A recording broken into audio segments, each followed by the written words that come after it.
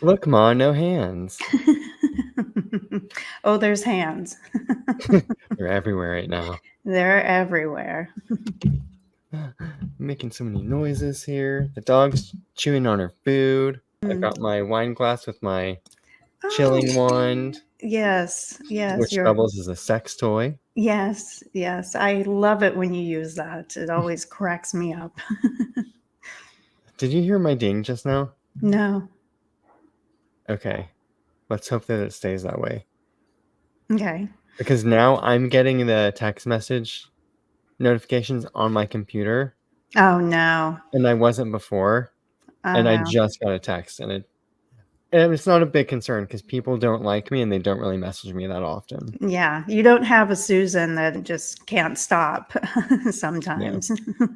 If I get a text, it's like, would you please leave me the fuck alone? Yeah, I don't And want to I'm hear like, from sorry, you. Grandma. Jesus. Sorry, Grandma Jesus, I just love you. I just want to get into your will. That's all. Do you want to intro us? I will. I would love to do so. Welcome to Forbidden, the podcast where we discuss the disgusting, the dark, and disgraceful, all in our unmentionables. That's right, listener, we have slipped into something more comfortable. Have a drink in our hand and hope you are doing the same. My name is Amanda Kamada. And I'm your disgusting and disgraceful co-host, Blake Roberts. Oh, I love that. Yeah, Here, me too. cheers to that. Cheers. What are you drinking this evening? I am drinking a Sauvignon Blanc. Lovely. Yeah. I was Yes. going to do a pairing for your story. I thought, oh, a California wine would be great. And I just actually don't have any California wines in my fridge. So Well, you can't pull it all together. I can barely pull anything together these days. Yes. Shall I go ahead and get into our story? Yeah, give us your hints. Give us My a little. hints, yes, as you said, California. So my hints were Los Angeles, house fire, and car wreck. I'm so curious. Yeah. So let's talk about this car crash, or should I say car crashes. On August 5th, 2022, a series of 3 car crashes happened in the Venice and Mar Vista neighborhoods of Los Angeles, California. In the first, a Mini Clubman, which is a 4-door Mini Cooper. So you know those cars, those Mini Cooper cars? Mm-hmm. Apparently the 4-door versions of them are called Mini Clubmans. I did not know that until this story. No clue. I didn't even know there was a version like that. Yeah, I've seen them before, and I actually really like Mini Coopers. I'm not into cars at all, but Same. I've always thought that if for some reason I have to get a car here in Miami because I don't have one right now, but if I did have to get my own car, I would get like a little Mini Cooper convertible. I think that would be really fun to drive around here. Yeah. But no, they're called Mini Clubman, the 4-door Mini Coopers. But a Mini Clubman struck an apartment garage and caused only minor damage. TMZ, though, obtained footage of an unidentified man yelling for the driver to, quote, get out of the car before it reversed and sped away. TMZ quickly identified the driver as actor Heche. Okay. After speeding away from the first scene, her car struck a Jaguar and did not stop, so she basically did a hit and run. The driver of the Jaguar was not injured. Finally, the car, which was captured on a video speeding down an alleyway, nearly hitting a pedestrian, and then on a door cam careening down the road at a high rate of speed before the sound of a large crash was heard. What was heard was the vehicle striking a house. It broke through a wall and launched 30 feet into the home. The vehicle caught fire, which rapidly spread through the entire home. The fire took 65 minutes to fully extinguish and required 59 firefighters to come to the scene. Firefighters initially were not aware that a person was trapped in a vehicle inside the burning house. So these 3 incidents happened very quickly. And, TMZ caught the first one, but it wasn't until like later on where they saw like the door cam video, the other video, and then, put all those three together that they realized that this is all the same person in this crash. So the firefighters were not aware that a person was trapped inside the vehicle, but when located, they were unable to access and fully extricate Heche from the vehicle for 45 minutes. That's a long time. When they finally got her out of the car, she had severe burns and smoke inhalation injuries. As Heche was being removed from the car crash scene, she was filmed sitting up on the stretcher and being combative with firefighters while she was being wheeled into the ambulance but lost consciousness soon afterwards. The house was left uninhabitable due to the fire and structural damage and was completely destroyed. Miraculously, the owner of the home, who was at the rear of the house when the crash happened, only had minor injuries, and her pets even survived the ordeal. In the meantime, Anne Heche was taken to the emergency room at Ronald Reagan UCLA Medical Center and later transferred to the burn unit at West Hills Hospital and Medical Center. Now, of course, law enforcement officials initially stated that Heche was, quote, deemed to be under the influence and acting erratically at the time of the crashes. The LAPD said that a preliminary blood analysis showed the presence of both cocaine and narcotics, including fentanyl, in her system. Now, I remember when this happened, and TMZ was even claiming that she had like a cup of something in her car whenever they caught her on video after the first crash, but no one really could. And, people were saying, oh, it was vodka, that sort of thing, but no one could really prove that. She was declared brain dead in the evening of August 11th, and her family confirmed her death to the LA Times on October 12th. However, Heche's body was kept on life support until October 14th, when her organs were harvested for donation after recipients had been found. She was only 53 years old. Yeah, that's crazy. Yeah. And just want to warn the listeners that some of the content coming up can be a little bit disturbing because Heche actually had quite a life. And I just want to say, I thought that she was a wonderful actor. Yeah. I thought that she was one that was often overlooked, and I think a lot of it had to do with the fact that she came out, and had that relationship with Ellen DeGeneres. I think that really hurt her career because she, was in a lesbian relationship, even though she was bisexual, and we'll get into that in a moment. But who was Anne Heche, for our listeners who maybe don't know? Anne Celeste Heche was an American actor known for her roles across a variety of genres in film, television, and theater. She was a recipient of a Daytime Emmy, National Board of Review and GLAAD Media Awards, in addition to nominations for a Tony Award and a Primetime Emmy. So she was a fairly decorated actor in her own right. She began her professional acting career on the NBC soap opera Another World, where she was on from 1987 to 1991, and that's where she earned her Daytime Emmy for her portrayal of Vicki Hudson and Marley Love, which were twins on the show.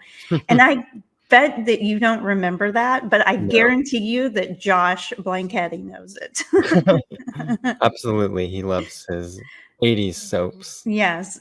And that's how I remember Anne Heche from Another World, because my Susan watched it, which means I watched it from when I was like a little kid. And I remember when she started dating Ellen DeGeneres, and I was like, oh my God, that's the girl from Another World. That's how I knew her, But she made her film debut in 1993 with a small role in The Adventures of Huck Finn.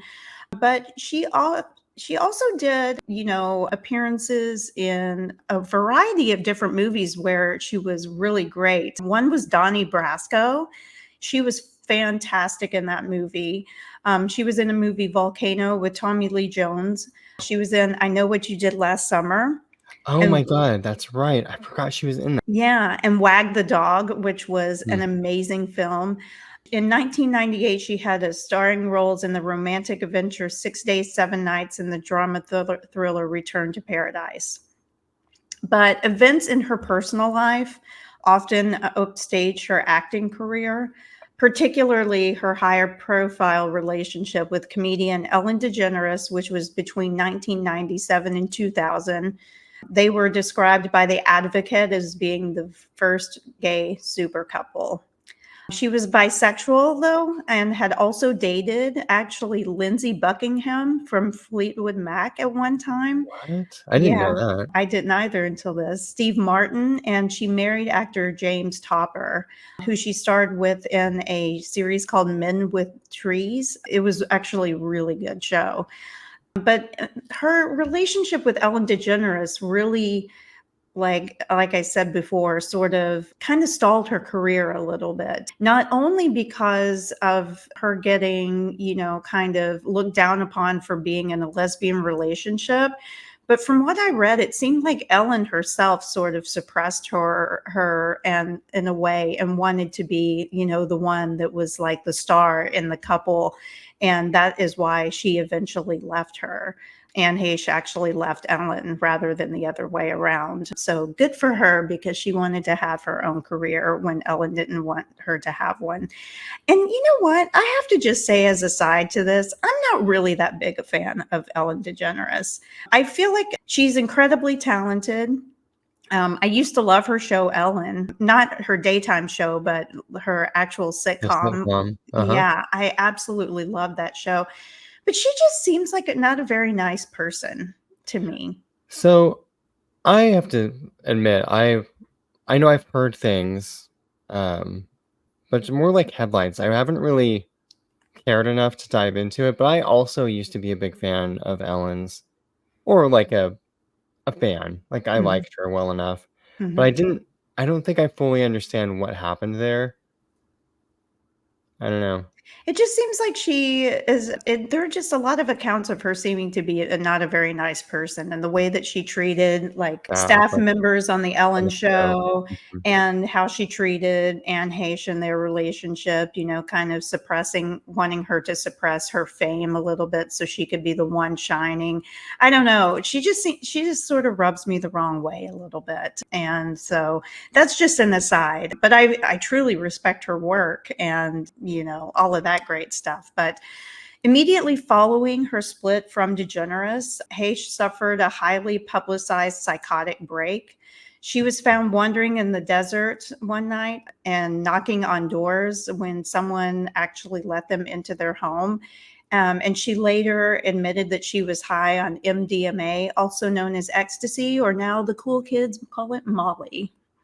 And, I've done ecstasy quite a few times, and I've never had a psychotic break from that where I've knocked on people's doors. But she obviously had some issues that she was dealing with, which I'll get into in a moment. But a little bit about her early childhood. The Heche family lived in various towns around Ohio, including the suburbs of Cleveland and Akron.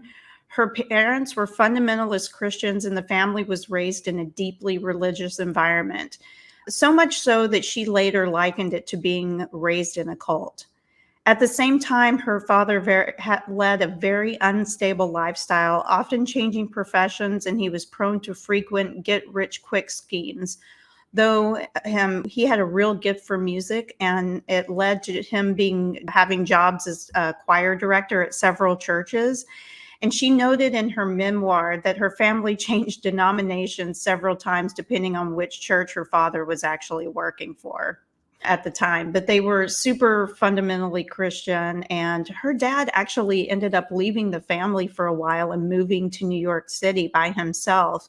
And they would go to see him. And this will kind of make sense in a minute. That And doesn't sound very, like, fundamentally Christian to leave your family and go pursue a career in New York. it certainly doesn't, but this is also not fundamentally Christian. In 2001, she published her memoir called Call Me Crazy, which discussed her family and career background, as well as disclosed her history of mental illness and alleged childhood sexual abuse by her father. She wrote that her mother was in denial about the alleged abuse. For example, when she contracted genital herpes as an infant, her mother insisted that it was a diaper rash and refused to take her to a doctor. Oh, dear. Yeah. Heche wrote that her father repeatedly raped her from the time she was an infant until she was 12. When she was interviewed by The Advocate in 2001 and being asked, quote, "But why would a gay man rape a girl?" Her father was thought to be gay by her family. Heche replied, quote, "I don't think he was just a gay man. I think he was sexually deviant. My belief was that my father was gay and he had to cover that up. I think that he was sexually abusive. The more he couldn't be who he was, the more came out of him in ways that it did." Her 4 older siblings, 3 of whom predeceased her, were part of the family as well. She was estranged from her mother and the rest of her family after her father died of AIDS. So he died of AIDS actually at the age of 45. So he was a closeted homosexual who was living in New York, but he also sexually abused her and gave her, an STI, that sort of thing. So really, really disturbing upbringing that she had. In 2009, Heche told the New York Times, quote, "My mother had a very tragic life. 3 of her 5 children are dead, and her husband is dead. That she is attempting to change gay people into straight people is, in my opinion, a way to keep the pain of the truth out. People wonder why I'm so forthcoming with the truths that have happened in my life, and it's because of the lies I've been surrounded with and the denial that I was raised in, for better for worse, bore a child of truth and love. My mother preaches to this day the opposite of that core in my life. It is no mistake that she still stands up against love and wonders why I'm not rushing her to have her meet my children." I mean, which is incredibly sad, that she grew up in such a horrific environment. And really, being a survivor of some abuses myself, none of which were even close to what she put up with, I can understand why she would have these mental breakdowns and issues and those sorts of things because she had a very, very difficult life. In her memoir, which is called, again, Call Me Crazy, she discussed her struggles with mental health issues. She stated that she was insane for the first 31 years of her life and that her insanity was triggered by the sexual abuse that her father had subjected her to during childhood. During a few televised interviews to promote the book in September of 2001, she stated that she created a fantasy world called the Fourth Dimension and the alter ego Celestia to make herself feel safe. She said that she had since recovered from her mental health concerns following the incident in Cantua Creek, where she was on the MDMA, and had put her alter ego behind her. So in 2001, she seemed to have been a little more healed mentally, and was not living in this fourth dimension any longer, with the alter ego that she, had been, escaping, I guess, too, through. And I'm sure she put a lot of this into her acting as well, the pain that she had gone through because she, said she was basically insane for the first 31 years of her life. Mm. Now, not only did she have that, but another thing that probably affected her career a little bit was she actually had allegations against Harvey Weinstein as well. In a 2018 interview on the podcast Allegedly with Theo Vaughn and Matthew Cole Weiss, Heche alleged that Harvey Weinstein had exposed himself to her and demanded oral sex, claimed to have been fired from and claiming to have been fired from an unspecified Miramax film in retaliation after she refused his advances. She Wow. said that there were many other incidents of sexual harassment that took place during her career and stated that her survival of childhood sexual abuse had given her the strength to stand up to unwanted advances such as those by Weinstein. Naturally, a spokesman for Weinstein said that he had been friendly with Heche but denied all of her allegations. Mm-hmm. Yeah. Sure. Yeah, so that was in 2018. So let's kind of circle back, to August of 2022. She had these wrecks. They thought that she was driving under the influence. Well, on December 6th of 2022, so if this happened in August, the this December that followed. The Los Angeles County Department of Medical Examiner Coroners announced the results of her autopsy, stating that she was not impaired by illicit substances at the time of the incident, that no active drugs were found in her system.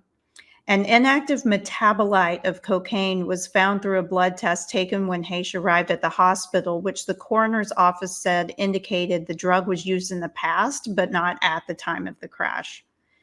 Cannabinoids, which are in marijuana, etc., were detected in her urine, but not in the blood test, which was consistent with prior use, but again, not the time of the incident.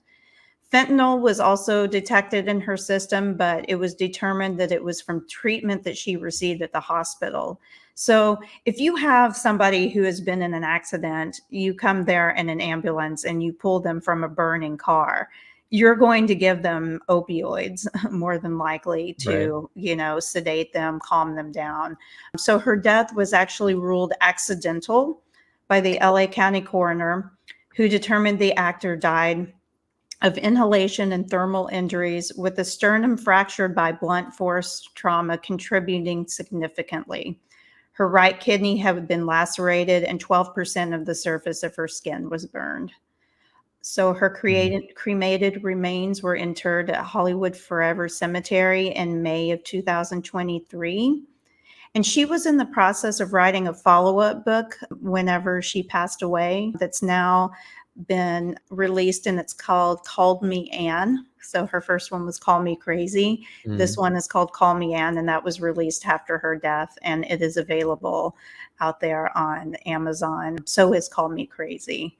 And my sources for this were Wikipedia, TMZ, LA Times, New York Times, and The Advocate. So that is the story of Anne Heche, who was even blamed for being, intoxicated and stuff like that whenever she had that. And you kind of wonder, only she knows what happened that day, because once she went unconscious after she was, rescued from that car and was combative, she was probably in shock, is my guess, whenever she was rescued, because she had been in that burning car for, I believe they said, like 35 minutes or something like that. After she lost consciousness, she never regained it back. So nobody was ever able to interview her as to what happened. So you kind of wonder if she perhaps had another mental breakdown. Was she trying to commit suicide that day? What caused her to have these 3 separate accidents, and the last one actually, taking her life. So such a talented actor with such a sad, sad life story, even in death. Yeah. I mean, it's sort of tragic. I mean, it's very tragic, and it's sort of a time capsule, really. Like, if you look at the late 90s when Ellen came out, and then they were in a relationship together, and there was a massive stigma. It was sort of that It almost time. ruined Ellen's career too. Yeah, it really did. She had to go away for a while. She bounced back, luckily, but it was, America specifically crawling out of the sludge that was like the ultra conservative family values of the 80s and 90s that we grew up in. Right. I don't know if you felt it in Arkansas like I did in Oklahoma, Oh, how but could I not feel it? yeah, Yes. it was everywhere. It just was, there was so much judgment Mhm. on, quote, sinners and like sinner lifestyles, and there was no love thy neighbor unless your neighbor looked and acted exactly like you. Mhm. And she just was in the public eye, and people, they were the first gay power couple, like you said, so people could focus on that because there were no others. Mm-mm. They were the benchmark, and they bore the brunt of all of that terrible, it's just like onslaught of, and you've got the media, which, a conservative person will tell you leans very left, but even at that time, there was no escaping it. And also going from the 90s into the 2000s, and then you look at the culture of the early 2000s, and it's a very, like, mean humor. Um, I mean, look at, like, the paparazzi and the comedians at the time, and all of the girls, like, the young Hollywood starlets of that time were always targets. It was Mhm. just mean. It was just a mean culture and a mean time. So to crawl out of that family value mess and then slide right into, like, the meanness of everything, and she Right. was just right there, like, on that bridge. And all of that layered on top of her, trying, obviously, in some ways, probably to suppress the fact that how she grew up, and that sort of thing, because it's like, I'm sure she didn't want people to know that she was sexually abused by her father whenever she was already getting it layered on her for being in a lesbian relationship, so Yeah, I'm sure she suppressed a lot of that until she was able to heal. I don't know if she ever fully healed from it, but heal right. as much as you can from something like that and actually be able to talk about it and write that book, Call Me Crazy.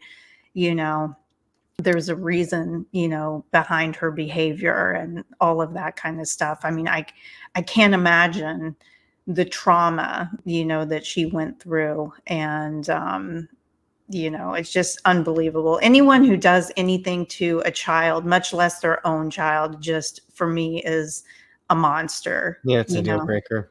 Yeah. And the fact that he was a closeted homosexual and, that may have been, part of the reason he had his own sexual deviant, like, things that he couldn't deal with, like, not that being homosexual is being a deviant, but he obviously had deviant behaviors that he had no control over, and I don't know. It's just sad all around, Yeah. that she had to be raised in that environment, and then have a mom that A, didn't believe her, B, didn't speak to her after she came out as being, I say lesbian slash bisexual, since she was in, male female relationships as well. Back then, I think she got a lot of shit for that too. Oh, yeah, Like, once she did. she broke up with Ellen, and then went back to dating a man, then she got shit probably from the gay community Oh, too. I was just about to say that. Absolutely. That definitely was a thing. I remember that. And going back to the father, well, the parents really, and I know I've talked about this before, but it always sort of intrigues me is the father did this to her and ruined her life in many ways. Mhm. Um, but you have to wonder what happened to the father. It's just that thing of it being cyclical, Right, and again, that's not an excuse. Like, you're responsible for your behavior, and people know right from wrong. right. But it does make you wonder, like, what happened in that family, like, going further back. Normally, in those sorts of situations, particularly of, like, actions that are that heinous, more than likely something had happened to him in his life as well, because it's, like, as you said, cyclical, and it's a tough, I think it's a tough thing to break, for some people, and Yeah, him trying to fight the fact that he was a homosexual like I was just that, about to say that. that doesn't help anything with the stress levels and, having to create a secret life outside of his family home, where he moved to New York. Obviously, he moved to New York so that he could have a freer life, and get away from his family.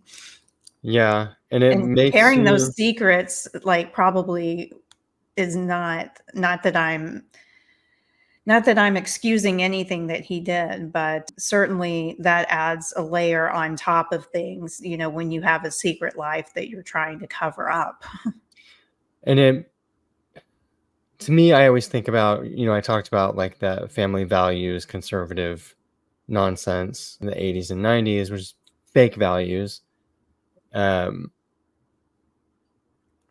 and it really, like, the deeper conversation is just repression, because that's obviously their family growing up in Ohio. I don't know if that's where his father is originally from, but it's the middle of America. You're in Bible Belt territory. Yeah. So he was having to deal with that. And it could have been like, maybe there was nothing that happened to him before. Maybe he grew up in like a decent household, but just being gay in that part of the country at a certain age, in the 50s and 60s, that's gotta have been tough too. So Well, and it sounds like her mother practiced what, would be known as conversion therapy, yeah, or believed in conversion therapy, because like trying to turn people a certain way and being totally blind to the fact that her husband, was gay, and all of that kind of stuff probably made her even more angry against all that. So just a very unfortunate life story for such a talented actor, yeah, and my heart really goes out to her because she was just incredibly broken person. yeah. And it's sad that someone that was that talented was just their work was so overlooked. Right. Yeah, it's a sad story. For a variety of reasons. Yeah. Yeah, really. Like a lot Mhm. of things. A lot of things. I mean, even the Harvey Weinstein thing, it's like, God, you can't the girl couldn't even get away from him, I mean, Yeah. it's just I know a lot of actors in Hollywood had to put up with his bullshit, but it's just like, God, I mean, if she hadn't put up with enough already, now you got Harvey Weinstein on you and all of these other, you know, couch, the casting couch like situations happening and stuff like that. I mean, I can't imagine that. I'm sure that does like a total like mind fuck on your mental health for sure. Yeah, I mean, I would do it. I mean, I Um, would probably do it, but yeah, but that's not with me. Harvey Weinstein though. Ew, no. I don't think anything. Casting couch with other people, maybe. Harvey Weinstein, absolutely not. There's Like no an way. attractive director or producer. I'm trying to think. Tom Ford's done some directing, right? Oh, well, I would do anything for Tom Ford, although I know that he's not interested in my in my giving. Probably not. Mm-mm. But yeah, I would be on that casting couch. And you know that couch would be lovely. It would be a sofa. It would be a casting sofa. Yes, casting sofa. There's a reason why it's called a casting couch because they're normally dirty. Yeah, I feel like I need to repeat my three C's Yes. because it's been a while, and people hear us talk about couches, and we always correct that. We don't say couch, we say sofa. Yeah, yeah, it should be a casting sofa. Much Yeah. more What are classy. my three C's? I forget. Classy is the other one. I can't stand it. I won't say it because it doesn't refer to which class. Are you upper classy or lower classy? Yeah. I feel like if you're using classy, it's lower classy. Yes. Oh, and then the other one is coffee table. Well, Yes. A, I don't drink coffee, and B, it's a cocktail table. Yeah, it should be a cocktail table. I'm gonna sit on my sofa, my sophisticated sofa, and drink a cocktail. Yes. I'm not gonna. Otherwise, you're sitting on a classy couch, sipping on some coffee. There you go. I just won't be a part of that. Yeah, you won't be a part of any of it. No, Yeah, it's not classy. it's not. Oh, it's not sophisticated. So, yeah, Well, that was the that was story. good. I definitely did not know about her childhood. Yeah. I knew bits and pieces. Honestly, it's been so long now that I've sort of forgotten some of that. Mhm. But it made me think back to some of the movies she had done. She did. She was in the remake of Psycho, which I actually was That's not true. crazy about. Mhm. Um, but I don't remember having any feeling about her, like negative feeling about her in that role. I just was sort of like, it was an unnecessary remake, and also I'm not a huge Vince Vaughn fan. Yeah. Yeah. I can understand that. I'm with you. I think that it was kind of one of those like, why? Why did we do this, Yeah, film? Like, was that really necessary? yeah. I feel like if something is super dated, and it just doesn't like stand the test of time, but maybe there's an interesting concept. But Sure, like that's not the case that is with not the case with Psycho. Psycho. No, It's not just at all. nearly perfect movie. Like I didn't get it. I went and saw it in theaters because I was like 16 Hmm. and I love horror movies and I just wanted to go, but didn't love it. She was fantastic in Donnie Brasco. It's I've never a seen that. Oh, you should watch it. It has, I believe, Johnny Depp is in it, and it's really, really good. She's amazing in it. And I have to tell you, I had a total girl crush on Anne Heche for years. I thought that she was just the bee's knees. And, she's kind of one of those, like, if I were to get into a relationship with a girl, like, that would be the kind of girl that I would want to, have in my life, because she thought she was always just like so cute, and she had like always had great haircuts, and she was such a talented actor and stuff, and I always thought that she's one of my lesbian girl crushes for sure. Yeah. Yeah, so I found it extra sad when I read about like her abuse and all of that kind of stuff, because to the outward world that didn't know that that had happened to her, like, she probably did seem crazy to people, with Mhm. her antics and stuff like that. And I relate to that. Yes, you do. I think some people think I'm crazy, and so maybe she maybe she and I would have been a piece of work together is what we would have been. Oh, it would have been a mess. It would have been a mess. You are the Anne Heche of Miami. I You're am. the Anne Heche of podcasting. I am the Anne Heche of podcasting. So rest in peace, Anne Heche. Cheers Cheers. to Anne. Yeah. Oh, that was a good story. Thank you. I really want to read those books now, honestly. Yeah, I kind of do too. Yeah. I've got so many books now, though. Like, Yeah, I you were have, telling me that. and I just got more. I'll tell you about it in the talk of shame. I'm gonna save Okay. it. And Okay. also, if listeners don't know, I should say viewers, because this is also on YouTube, as we've said before. We don't post all of the episodes on YouTube. It's like a lot of our talks of shame don't get posted on YouTube. That's where we provide hints for the next episode. It's where we do the banter. If you haven't been there, it's gratuitous nudity, lots of fisting and scissoring, um, All the good stuff. syphilis sores. You can see it all, except that it's only in audio format right now. So I'm Yeah. sorry. Yeah. But yeah, check it out on Apple and Spotify if you're only watching on YouTube right now. Yes. Maybe Yes. we'll move all that stuff over at some point, but Seems like a lot to move over right now. I think would have to pick and choose judiciously which ones we turn over at this point, because yeah. listeners, here's the thing. We've got a lot of content out there, and if you haven't, dove into some of our past episodes, we encourage you to do so. Although I do think our newer episodes are better. We were a Oh, little rough at the beginning. yeah, definitely. I mean, I think we were still figuring out a lot of the technical things, and we still are, Yeah. but definitely better now. And I'll dump some Way of the more older nudity episodes. now, though. Way Way more more nudity. Look at this. Look at Just this. kidding. What?